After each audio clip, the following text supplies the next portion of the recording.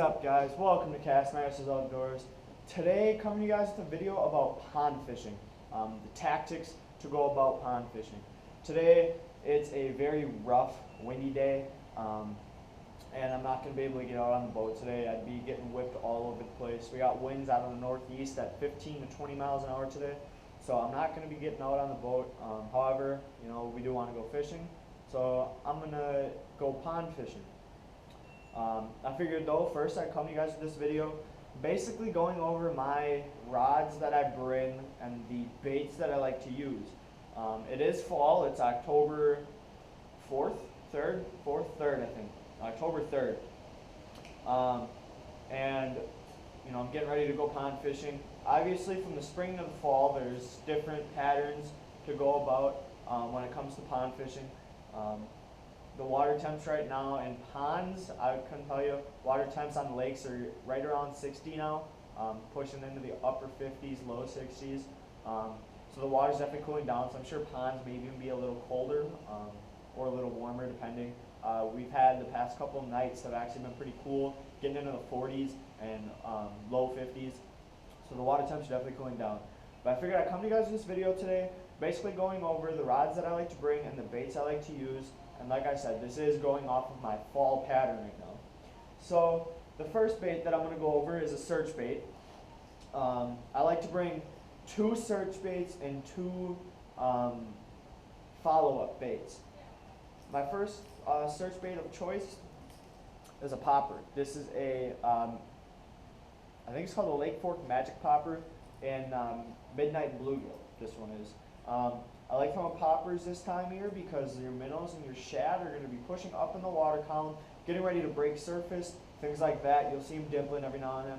So going with the popper is definitely a good choice. Your 3-inch popper is about where you want to be, not super big bait, but it's a good search bait for covering water, casting it up in shallow cover, along the reeds, along lily pads and ponds, things like that. My other bait of choice when it comes to trying to cover water is going to be a buzzbait. Got a black Booyah Clackin' buzzbait on here right now.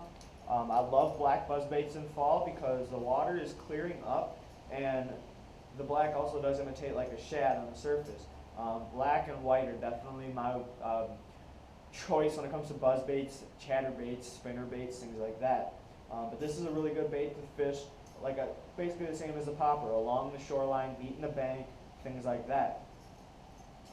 My first follow-up bait of choice is one that every bass fisherman knows, and that's the wacky worm. In fall, bass are lethargic, and actually right now I should say they're lethargic. We're getting into the post-fall feeding frenzy, if you want to say. But the wacky worm is a good choice because it's a slow-falling bait. It still gives off that vibration, and it gets a lot of bites. Kenan and I, we went last weekend on a real windy night. We went to the ponds that I'm going to be going to, and the wacky worm was lighting them up just before dark, about an hour before dark. We started getting a lot of fish on the wacky worm. And then my last bait of choice as a follow-up bait is the jig. This is a Bass Pro Shops jig, the Enticer jig in green pumpkin blue. I got a structure bug on there. Obviously, I lost my Terminator jig, so I had to pick up some new jigs in Gander Mountain, which is the only place here that I'm able to find the Terminator jig at. They did not have them in the colors I was looking for. So I'm going with the Enticer jig today. It's a football head. It's actually considered like a flipping head jig, but it looks more so a football head. That green pumpkin blue, because the bass do like eating bluegills as well coming into the fall. So that green pumpkin blue can also be a good jig.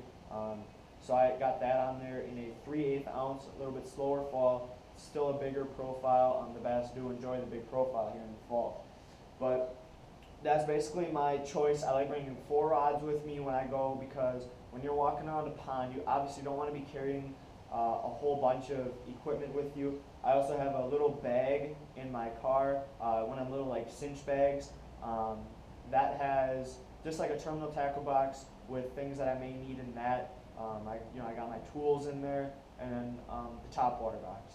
But I hope you guys enjoyed this video. Just kind of come to you guys with a pond tactic video, because I know a lot of our viewers may be younger, and even for you older anglers as well, but a lot, especially for the younger anglers, you know, it can be hard. You may not have a boat, but you have your license and you don't know what to do, or you may, you know, it may be a situation like for me today, super windy out. I don't want to be out on the boat getting blown around, getting frustrated, trying to position the boat, things like that.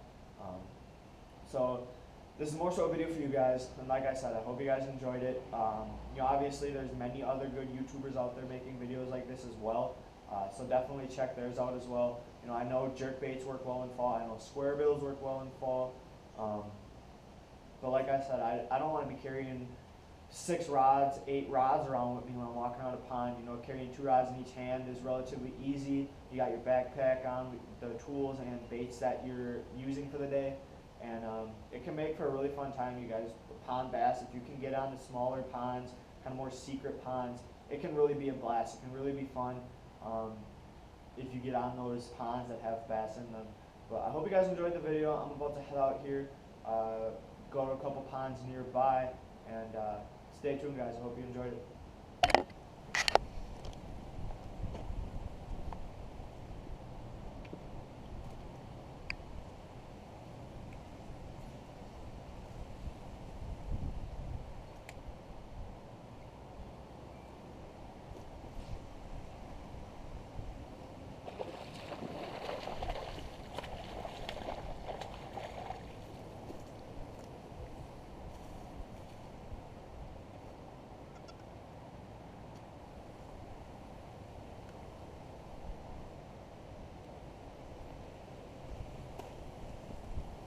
Nice little first bass, guys. It's pretty windy, so today we're fishing a pond. Right now I'm throwing a Enticer jig by Bass Pro. On there I got a structure bug. It's about 1.75 pounds roughly. Today I'm fishing, like I said, I'm fishing some ponds because it's really windy today. You guys can probably hear it in the camera. But it's really windy today, so I have to just fish some ponds. So today I'm kind of pond hopping, using Google Maps to find some local ponds, and that's pretty much what I'm doing, guys. Just gonna be pond hopping today. Try and get back to you guys with some more fish.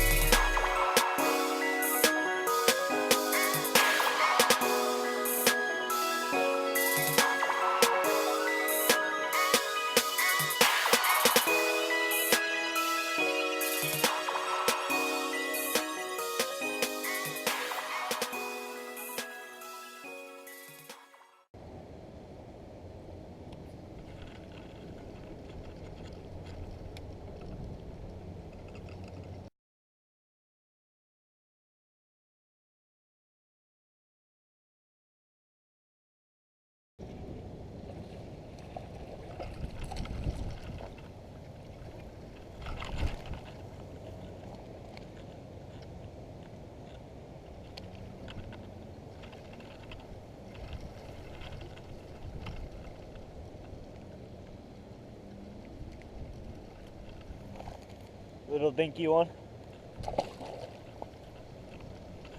See if we can get another one, guys.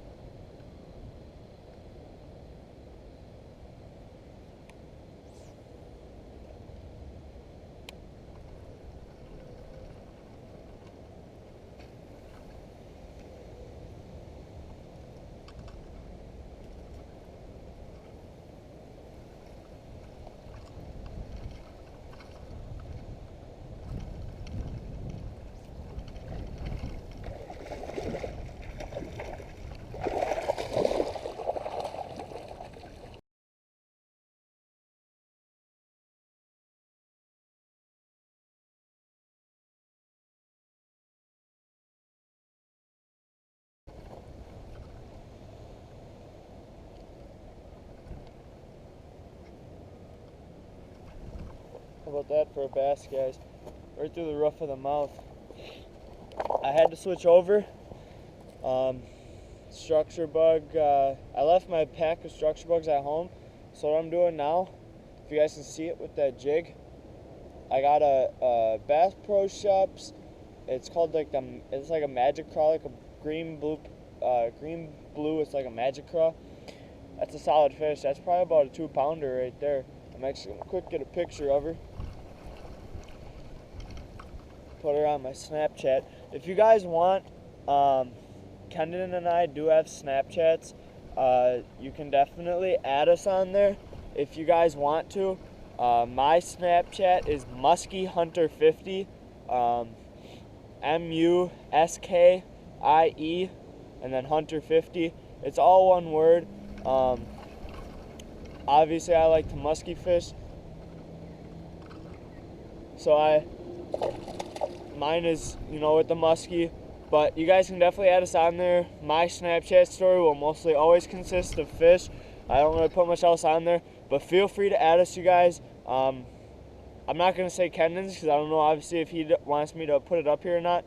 But you can always add us on there because there's sometimes, like yesterday I went fishing, didn't have my camera on me, and I caught like 8 or 9 bass.